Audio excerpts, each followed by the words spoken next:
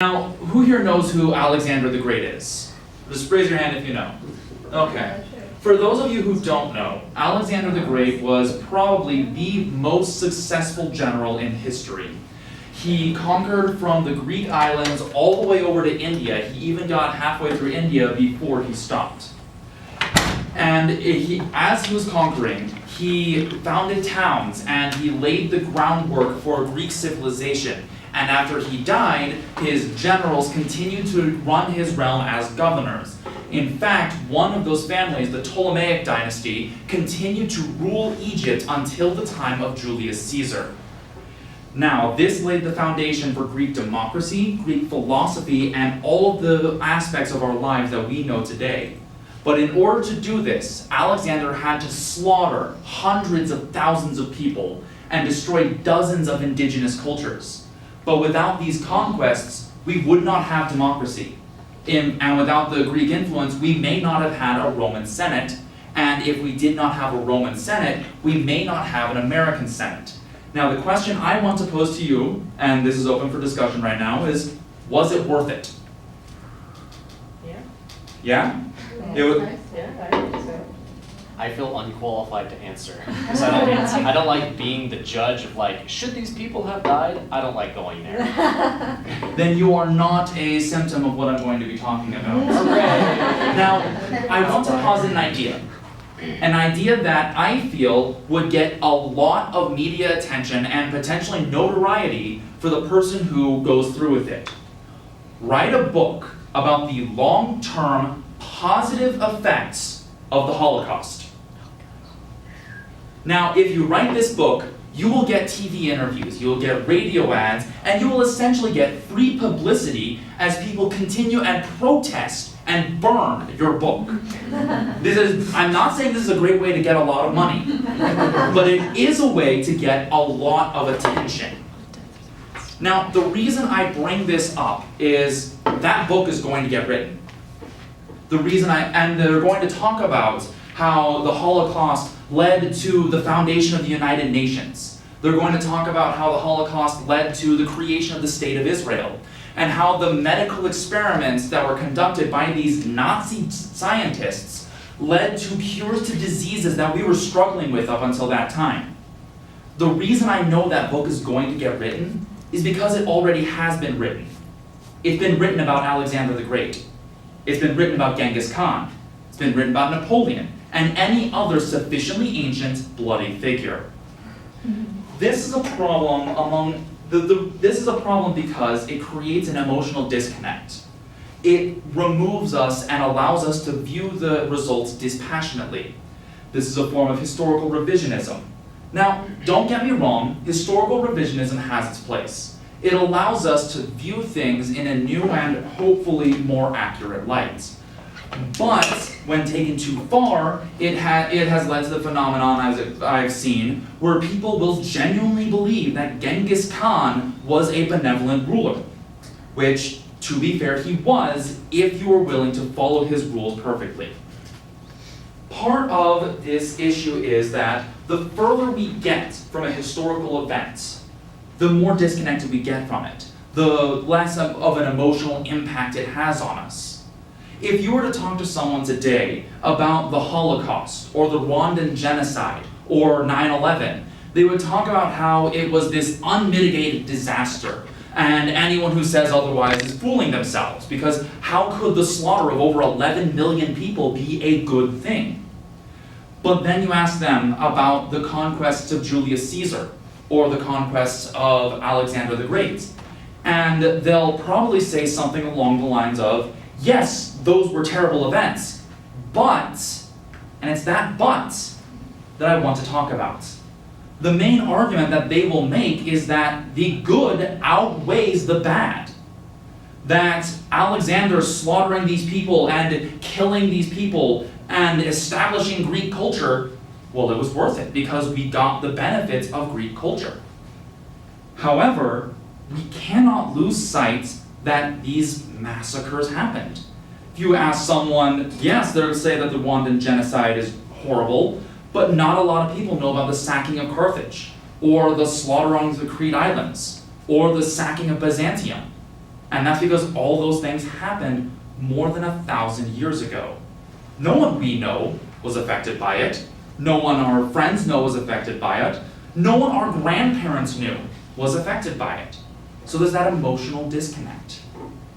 If you were to ask someone in Paris today about the conquest of Caesar in Gaul, and how he killed these thousands of people, wiped out these tribes, but brought modern-day France into the Roman sphere, and gave modern-day France the benefits, so to speak, of Roman culture, their infrastructure, their riches, their society, and ask that person in Paris, was it worth it?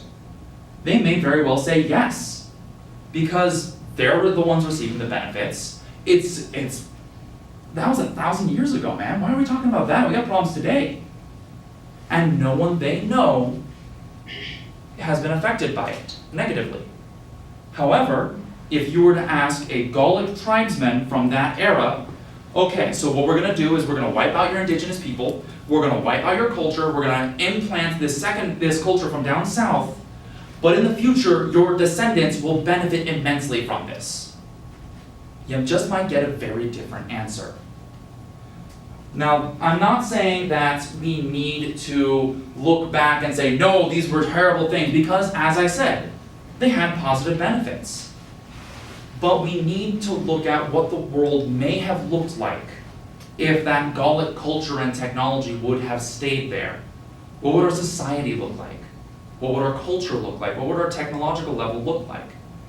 And does the answer to those questions change how we view these conquests? And should the answer to that question change how we view those conquests? Another part of the problem, aside from time and personal impact, is that we really don't have records of these events. We don't have the photos of the concentration camps. We don't have the videos of the Rwandan genocide. We don't have that iconic image of the planes crashing into the two towers. We have a few words from Plutarch. We have a few words from Aristotle. We have a few words from these historians. And so that allows us to view the more than 100,000 people who died at Cannae. We view them as a number. It allows us to look at them as if through a microscope, dispassionately. And it does give us a certain disconnect that will allow us to evaluate the consequences of those actions. One thing that people have started to do is they will give Alexander credit for bringing Greek culture to the world. Because he conquered these people, he brought Greek culture to them, and so he deserves credit for it, right? But really, bringing Greek culture and all these benefits that Alexander brought to the Middle East and to the world was sort of a side benefit. Really, if we were to ask Alexander if he even cared, he'd probably say no. He would probably say, why do I care about the future? I'm doing this for the power, for the conquest, for the riches, and for the glory that comes with the territory, both metaphorical and literal, that I have conquered. And so we can ascribe these benefits and give Alexander credit when he didn't ask for it. All he wanted was the glory, the loot that came with these territories. There is no easy solution to this problem. There really isn't. Because, like I said, we only have those words. There is no solid, concrete record of what happened. And the way that we can solve this problem is by recording our own history better. Instead of having just a clipping of the newspaper article about an event, record your own thoughts about it. Write in your journal about it and what you thought of it. Record video of your reaction to things. That way, when people inevitably look back on your life and they think about how you felt about it, they can't just look at you as a number on a board. They won't lose your humanity. And that is the issue at hand here. When we look at all these tragedies, when we look at all these deaths, these horrible things that have happened throughout history, we forget that they're human. We forget that they have their hopes, their dreams, their ambitions. We forget that they're just like us. We view them as test subjects almost, dispassionately, emotionlessly. And we really lose something when we do that. It's honestly not good. We need to remember that these are people. And it may be too late for us to look back and see them as more than numbers. But it's not too late for the future to look back at us.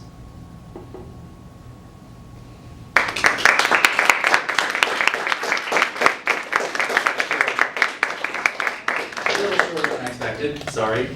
Thank you so much, Ahren. Yeah, any questions, comments, concerns? So was it worth it? Holocaust? Was it worth the Holocaust? Yeah.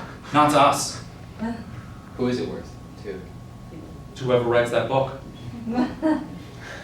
The reason that we don't see the Holocaust as worth it is because there are people still alive who remember it, who lived it. There are still people alive who committed it.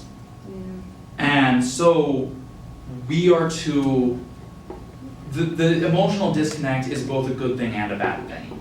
It allows us to view the consequences of the actions and then, in a way, judge if it was worth it. Because we are too emotionally bound up, it happened less than 100 years ago. We really can't make that distinction at this time. So, I'm a poli-sci major, and obviously in that major you get a lot of familiarity with indexes like the WJP, Human Rights Index, Yeah? Human Development Index, et cetera, et cetera. Is there any kind of index that's been, created or formalized in any sort of way to evaluate, at least in part, these kinds of events? Not that I'm aware of, and honestly, creating an index like that would probably raise a lot of complaints and problems with some of the countries around. Okay. I was just curious, Ahren, what sparked your interest in this topic? What got you passionate about it? I was listening to a podcast that I often do. My roommates can attest that this has been going on for a bit now. And the guy I'm listening to talks about what he calls creative destruction, where someone like Alexander will go into a stagnant society like Persia, and he'll burn everything to the ground and set the foundations for a new society in the same way that a forest fire will lead to a healthier forest. And that got me thinking about how we can view this dispassionately and lose that human element.